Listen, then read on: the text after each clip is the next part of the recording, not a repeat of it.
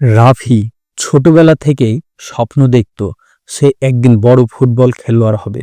স্কুলের টিমে খেলার সুযোগ পেতেও সে অনেক পরিশ্রম করেছিল, কিন্তু যখনই ম্যাচ হতো সে ভালো খেলতে পারত না, বরং গোল মিস করত, দল হেরে যেত আর কোচ হতাশ হয়ে তাকিয়ে থাকতেন। একদিন বড় এক প্রতিযোগিতায় অংশ নেওয়ার সুযোগ পেল তার স্কুল টিম। রাফি অনেক অনুশীলন করলো, কিন্তু ম্যাচের দিন সে আবার ব্যর্থ হলো। তার ভুলের কারণে টিম হেরে গেল। হতাশ হয়ে সে মাঠের এক পাশে বসে কাঁদছিল। কোচ এসে তার পাশে বসলেন, মৃদু হেসে বললেন, জানো, বড় খেলোয়াড় হওয়ার প্রথম ধাপই হলো ব্যর্থতা। তুমি যদি এখানেই হেরে যাও তাহলে সত্যি পরাজিত হবে, কিন্তু যদি শিখে এগিয়ে যাও একদিন তুমি সেরা খেলোয়াড় হবে।